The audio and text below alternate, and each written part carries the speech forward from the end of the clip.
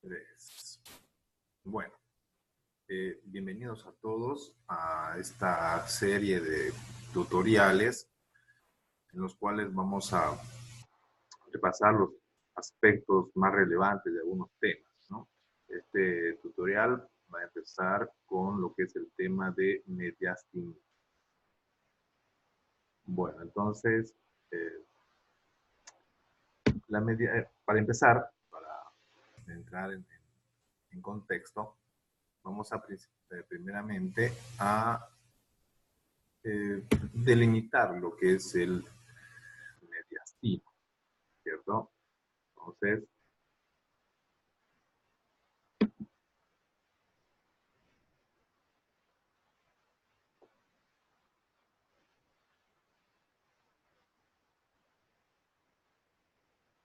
bien, tenemos ahí los límites anatómicos, ¿no?, del mediastino. Un breve repaso anatómico. Diremos que el mediastino tendrá un límite anterior que será dado por el esternón, ¿no? Posteriormente están los cuerpos vertebrales, ¿no? Y lateralmente las pleuras mediastínicas. Superiormente estará el estrecho torácico superior, ¿no es cierto? Y por debajo estará el diafragma, ¿no?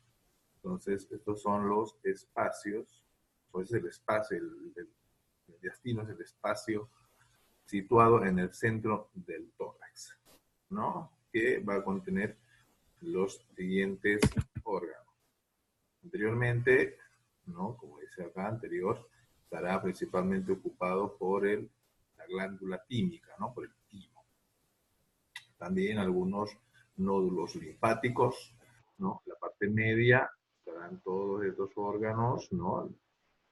El pericardio, el corazón como tal, la tráquea, el esófago, la aorta, ¿no? La inervación del vago también, y algunos eh, algunas cadenas ganglionales, ¿no? Posteriormente, ¿no?, la parte del compartimiento posterior, ¿no?, tendremos a la vena ácigos y hemiácigos, conducto torácico, ¿no? Entonces, el mediastino se divide a su vez en compartimiento anterior, medio y posterior, ¿cierto? Bueno, entonces, ¿cuáles son los compartimientos por los cuales se va a producir algún tipo de infección, ¿no? A partir, o sea, compartimientos, rutas de transmisión, como dice acá, ¿no? Vamos a tener las tres principales, serán, ¿no?, obviamente que de la cabeza y cuello, ¿no?, estarán del espacio pretraqueal, ¿no?, los planos de la fascia larga del cuello posterior, ¿no?, y el espacio viscerovascular o espacio lateral faríngeo, ¿no? A través de estas rutas, de estas tres rutas, ¿no?, de transmisión, como dicen, se va a poder entender la fisiopatología de la mediastinitis, ¿cierto? Y entiéndase la mediastinitis como un proceso infeccioso, que puede ser agudo o crónico, ¿no?, caracterizado por la inflamación de los tejidos conectivos mediastínicos, ¿no? Entonces, esa es la mediastinitis. Entonces, esta podrá ser eh, de manera súbita, ¿no?, o podrá ser secundaria, ¿no? Entonces, la manera súbita puede ser directamente por inoculación de algún tipo por algún tipo de cirugía previa, ¿no?, por un antecedente previo o un trauma también, ¿no? Y la secundaria será por la extensión, que les decía, de la infección de otros sitios, ¿no?, principalmente de la cabeza o el cuello, ¿no es cierto? Que a través de esas tres rutas que habíamos visto, ¿no?, a través de las infecciones de cabeza y cuello, que a través de estas tres rutas van a llegar a mediastino, extendiendo la infección, ¿no? Bueno, entonces vamos a agrupar las principales causas de una mediastinitis aguda, como ya hemos dicho, el antecedente de cirugía, ¿no? El antecedente de cirugía cardiotorácica puede llevarnos a una mediastinitis, ¿no? Una perforación de esófago también, y infecciones de cabeza y cuello o de otros. Entonces, las causas principales se agrupan en estos tres principales grupos, ¿no? Muy bien. Bien. Ya revisando, desenvolviendo los tres grupos, vamos a ver primeramente la mediastinitis secundaria a cirugía cardiotorácica, ¿no? Como ustedes ven acá el gráfico, ¿no? Cuando se hace una cirugía a corazón abierto, una estenotomía, ¿no? Las complicaciones mismas de la cirugía pueden causar una mediastinitis, ¿no? Esternotomías o trasplantes cardíacos o cardiopulmonares, ¿no? O sea, en el postquirúrgico de una de estas cirugías puede producirse algún tipo de mediastinitis, ¿cierto? Los factores de riesgo se van a dividir en preoperatorio, intraoperatorio y postoperatorio, ¿no? Principalmente los factores de riesgo preoperatorio van a ser personas que tengan algún tipo de patología de base, como diabetes mellitus o obesidad mórbida, ¿no? O algunos pacientes que tienen historia o antecedentes de endocarditis, ¿no es cierto? Entonces, estas personas tienen más riesgo a hacer una mediastinitis post cirugía, ¿no? Durante el procedimiento, ¿cuáles son las causas que van a llevar a una mediastinitis? Por ejemplo, en procedimientos de bypass de arteria coronaria puede dar lugar a isquemia external y predisponer, como dice, a osteomielitis external primero y luego una mediastinitis, ¿no? En el postoperatorio, ¿cuál es la causa? La causa principal es la inoculación de la herida quirúrgica por organismos endógenos o de la flora bacteriana del campo quirúrgico, ¿no? Y los factores de riesgo que aumentan, ¿no?, la predisposición a una mediastinitis serán la necesidad de una traqueotomía, ¿no?, la pobre técnica de lavado de manos, ya que es fundamental hacer un buen toilet quirúrgico antes de la cirugía, ¿no?, el uso de reanimación cardiopulmonar, ¿no?, la ventilación mecánica por más de 24 o 48 horas, ¿no?, o fuentes del medio ambiente como un agua contaminada. Todos estos son factores de riesgo que en el postoperatorio van a predisponer a una mediastinitis, ¿no? Lo mismo. Bueno, ¿qué clínica vamos a tener? ¿No? La clínica generalmente va a estar dada por infecciones, pero ¿de qué tipo? Principalmente de bacterias gram positivas, como dice acá, ¿no? Entre ellas, el principal es el Staphylococcus aureus, ¿no?, que puede ser sensible o no a la meticilina, puede ser sensible o resistente a la meticilina, ¿no? Entre otros tenemos el Staphylococcus coagulasa negativo, algún tipo de streptococos y rara vez o en menos porcentaje Bacillus gram negativos. Pero principalmente, ¿no?, son los gram positivos porque son una flora bacteriana normal de la piel, ¿cierto? Muy bien. Dentro de la clínica también vamos a tener principalmente fiebre, ¿no?, pacientes paráticos febriles, ahora toracodinia, ¿no?, dolor torácico con dificultad respiratoria, ¿no? Habrá también taquicardia, hipotensión, no olviden que se trata de una sepsis con liberación de sustancias vasodilatadoras, pues por lo tanto va a producir una hipotensión, ¿no? Además de inestabilidad external, ¿no?, por licencia de la herida misma, ¿no? La herida, como ustedes pueden ver, va a presentar signos de infección, ¿no?, eritema, celulitis o secreción purulenta, ¿no? Muy bien. Entonces, una simple radiografía, ya entrando a lo que son los exámenes de gabinete, o métodos complementarios de diagnóstico, una simple radiografía nos va a poder demostrar una imagen una imagen densa acá, ¿no? En la relación de mediastino, ¿no? Que corresponderá a algún tipo de colección purulenta, ¿no? Ustedes ven acá las grapas de lo que fue la esternotomía, ¿no? Están separadas, como dice, hay una dehiscencia de una esternotomía mediana, ¿no? Y vamos a producir acá una imagen que no es normal, en mediastino, ¿no? Bueno, ¿cuál será la causa? Perdón, el tratamiento, ya. El tratamiento, pues, como ustedes ven, es netamente a realizar una buena antibioticoterapia y dentro de los antibióticos principalmente se usa la vancomicina, ¿no? En algunos casos se requiere la instalación de algún tipo de drenaje o también se realizará algún tipo de desbridamiento, ¿no?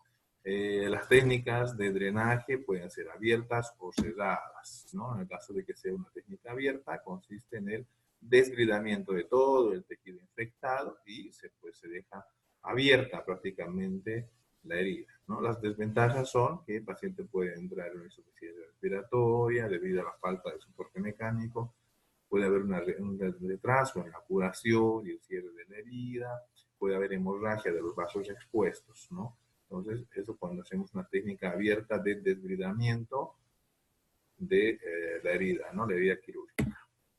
Pero también podemos instalar un método cerrado de irrigación continua, como dice acá, ¿no? Entonces, previamente se realiza un curetaje, un aseo mediastínico y se puede instalar un sistema de riego, como dice, ¿no? El cual consiste en instilar solución con antimicrobianos o povidine, ¿no? Que es un antiséptico, ¿no? Y realizar irrigación, como dice acá, de 1 a 2 ml por cada kilogramo peso por cada minuto, ¿no? Entonces también se puede hacer ese tipo de tratamiento, ¿ya? Bien, otro tipo de mediastinitis es la causada por perforación de esófago, ¿no? Esta no es postquirúrgica, ¿no? Y obviamente que posterior a la perforación conlleva a una inoculación de la flora que hay interesofágica, ¿no? Entonces, ya, gracias a la perforación hay esa contaminación del mediastino por la flora microbiana del esófago, ¿no? Entre las causas, ¿cuándo se puede perforar el esófago? Entre las causas tenemos principalmente la iatrogénica, ¿no? En procedimientos como el simple hecho a veces de pasar una sonda nasogástrica o una sonda nasoyuyinal, ¿no? O realizando una endoscopía, ¿no? En algunos casos, al retiro de algún cuerpo extraño también puede producir algún desgarre y perforación del esófago, como ustedes ven en la imagen. También puede haber una causa traumática, ¿no? Que puede causar ruptura del esófago. Una causa no muy frecuente es la espontánea, llamada el síndrome de Boerhaave, ¿no? Que es la ruptura espontánea del esófago por un aumento en la presión intraesofágica, ¿no? La cual se manifiesta por vómitos constantes, también que llevan a la defecación involuntaria, hay antecedentes de carcinoma y sobre todo es un aumento de la presión cricoidea, dice, o también presión intraesofágica. Esta es la causa espontánea de ruptura de esófago, se llama síndrome de Boerhaave, ¿no? Bien, entre otras causas también comunes están la ingestión de cuerpos extraños, ¿no? En la emergencia nos llegan pacientes que se tragan algún hueso de pescado, un hueso de pollo, entonces también estos pueden producir una perforación, ¿cierto? Del esófago. Bien, la clínica va a estar dada por la triada de Mackler, ¿no? La triada de Mackler que dice que va a presentarse con vómito, dolor torácico y algo que es muy importante y tienen que tener bien en cuenta es el enfisema subcutáneo, el subrayado, ¿no? El enfisema subcutáneo que va a manifestar como la sensación de crépitos, ¿no? Cuando uno cuando uno palpa el cuello, ¿no? Se va a sentir como una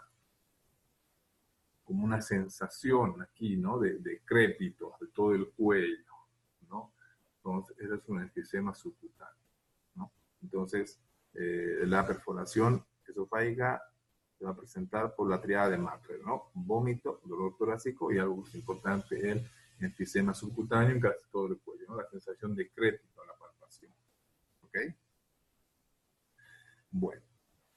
También, obviamente, va a estar acompañada de disfagia, la imposibilidad de poder deglutir, ¿no? Va a haber dificultad respiratoria ya cuando el proceso se ha instalado y sea importante, ¿no? Y como dice acá, puede haber ya pasado los 48 horas, 72 horas, ya, de 72 horas, perdón, ya la formación de un absceso retroesternal, ¿no?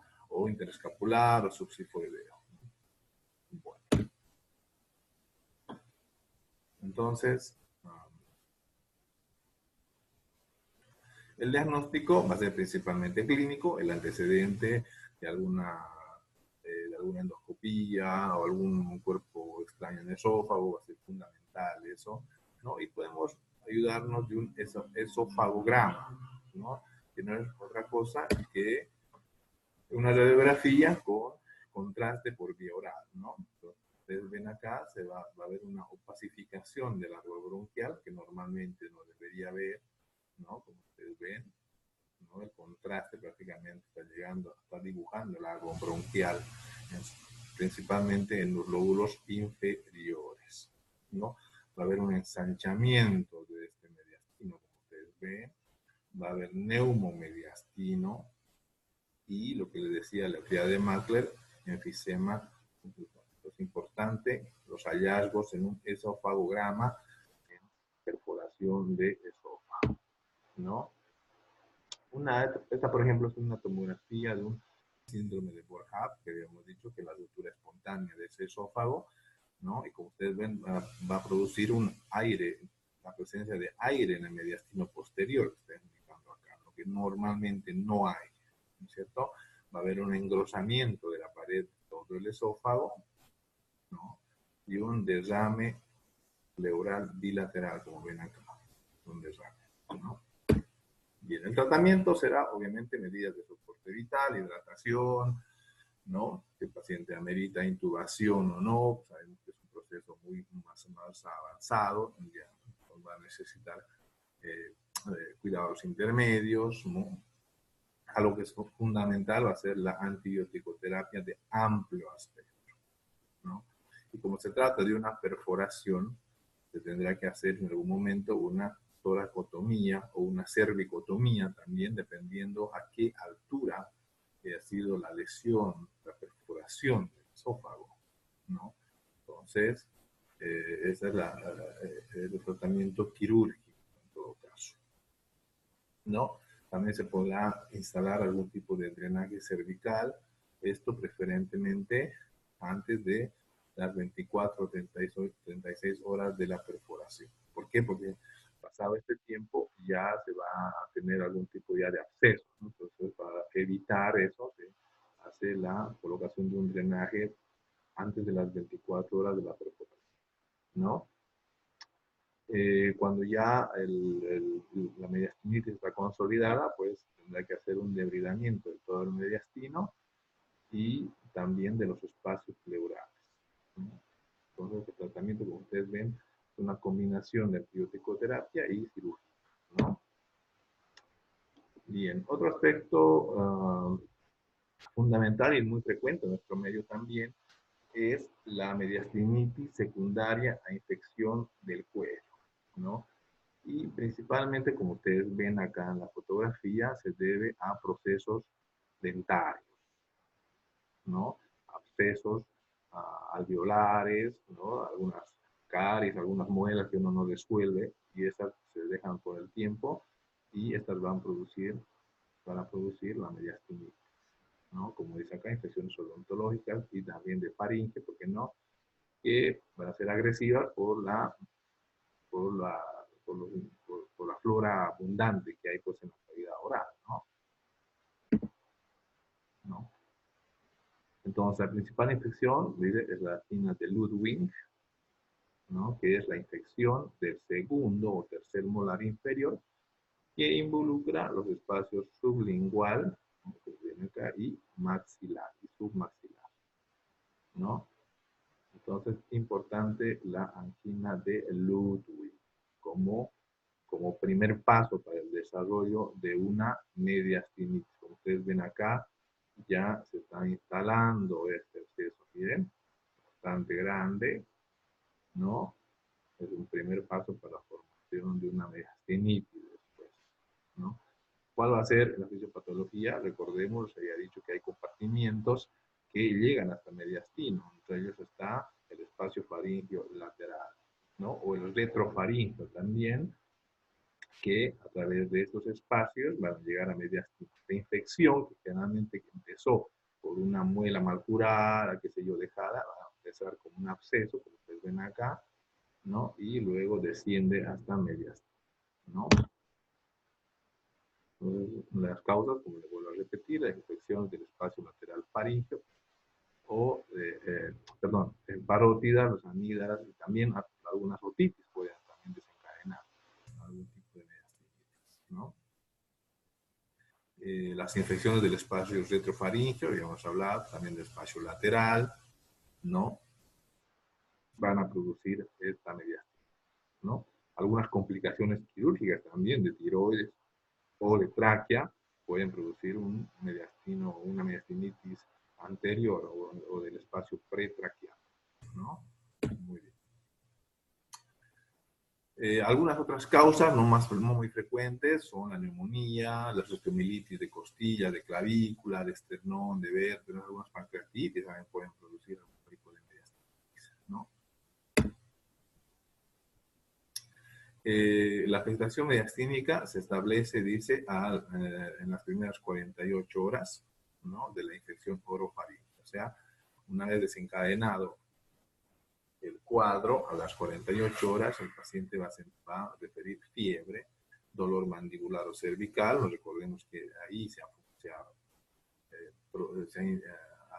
ha empezado lo que va a ser la mediastinitis. Habrá orinofagia, obviamente, trismos, ¿no? Celulitis y disnea. Esa es la clínica de una mediastinitis por causa de una infección, ya sea cervical o oral o bucal, ¿no? Bien. El tratamiento será la cervicotomía. No olviden que hemos dicho que son los abscesos, esos abscesos cervicales que luego pasan a mediastino. Entonces tenemos que ir a la causa de la mediastinitis, que como le dije son los abscesos en este caso, ¿no? Se tendrá que hacer una infiltración de partes blandas, ¿no? En el caso de que haya un derrame pericárdico, un neumotórax o un hidroneumotórax, tendrá que ponerse algún tipo de drenaje de acá para evitar estas complicaciones, ¿no? Entonces el diagnóstico principalmente será una cervicotomía, porque es ahí donde ha empezado la mediastinitis, ¿no? Bien.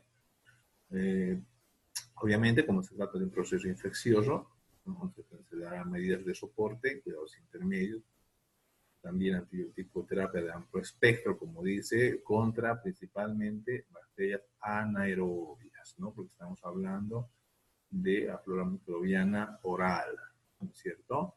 Entonces, incluirá metronidazol, clindamicina, para poder cubrir anaerobios principalmente, ¿no? Otros de amplio espectro, como los beta-lactámicos y o los inhibidores de las beta-lactamases, ¿no? Y el tratamiento, como le dije, pasa por un drenaje quirúrgico de todos los compartimentos afectados. Se realizará ya sea una cervicotomía transversal o lateral o bilateral, pero el objetivo es drenar esos abscesos que han desencadenado la metástasis, ¿no?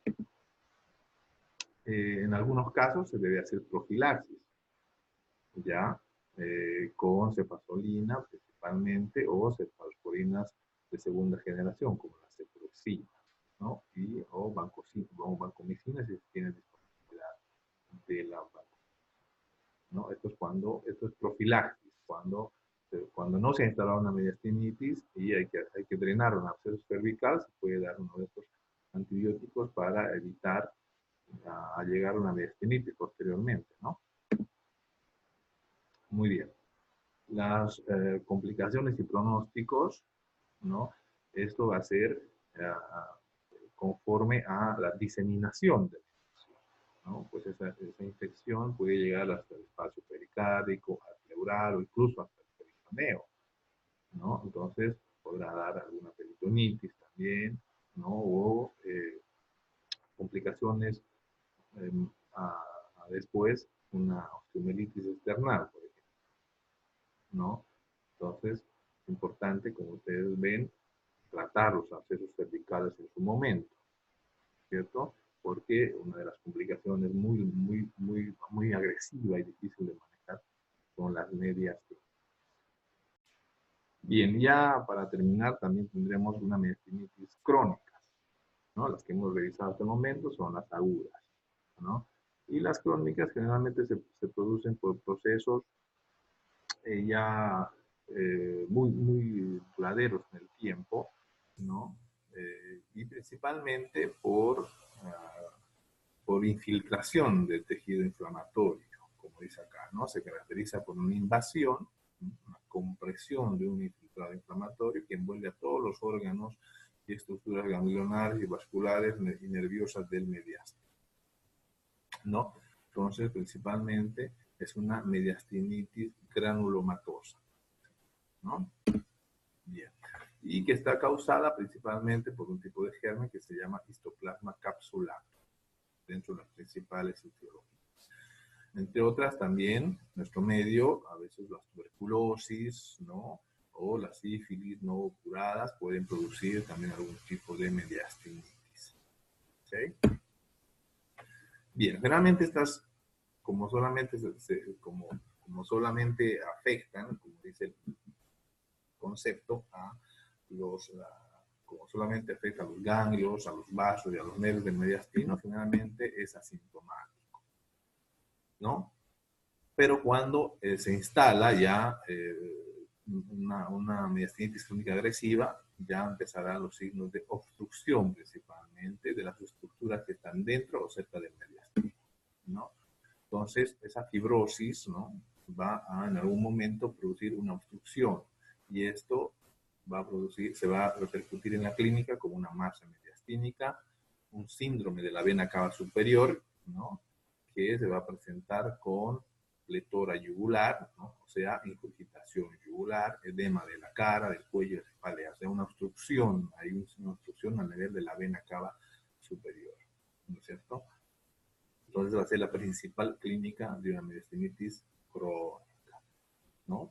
También, entre otras causas, la obstrucción pulmonar venosa también, ¿no? Va a producir tos, disnea, hemoptisis. Entonces, como ustedes ven, la clínica principalmente se da por la obstrucción de los órganos que se encuentran en el mediastino. ¿Ok? Dentro de los hallazgos radiográficos, principalmente vamos a encontrar un ensanchamiento, ¿no? Estrechamiento en el 39 de los casos de la vena cava. Vamos a ver, por ejemplo, acá ustedes ven el síndrome de la cava vista una radiografía, ¿no? Como un aumento del mediastino superior más acentuado en su porción izquierda, ¿cierto? Entonces va a producir una obstrucción de la vena cava superior, ¿cierto? Bueno, el diagnóstico va a ser hacer un cultivo de esa, tomar una muestra de esa masa, hacer un cultivo, ¿no? Realmente para hongos, ¿no? O algunas pruebas como el antígeno histoplasma en orina, algunos otros estudios citopatológicos, ¿no? También se pueden hacer. Y el tratamiento, obviamente, será un tratamiento quirúrgico para la eliminación de todo ese tejido granulomatoso, ¿no? Y liberar las estructuras que están englobadas en el proceso fibroso, ¿no? También se pueden usar corticoides, aunque no son muy eficaces, como dicen, ¿no? Bien, entonces con eso hemos revisado el tema de mediastinitis. Espero que haya servido este tutorial para poder afianzar sus conocimientos acerca de la mediación, ¿no? Eso es todo. Muchas gracias.